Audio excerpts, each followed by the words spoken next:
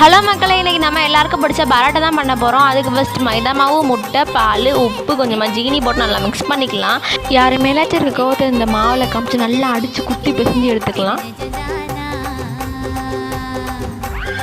இதில் எல்லாம் கொஞ்சம் ஆட் பண்ணி அரை மணி நேரத்துக்கு ஊற வச்சுக்கலாம்.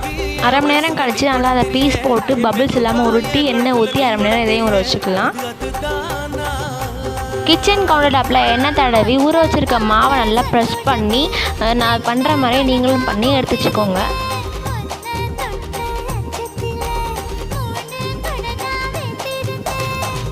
இது எடுத்து கையால் நல்லா ப்ரெஸ் பண்ணிவிட்டு தோசைக்கல்ல எண்ணெய் ஊற்றி 2 சைடு வேக வச்சு எடுத்துக்கலாம்.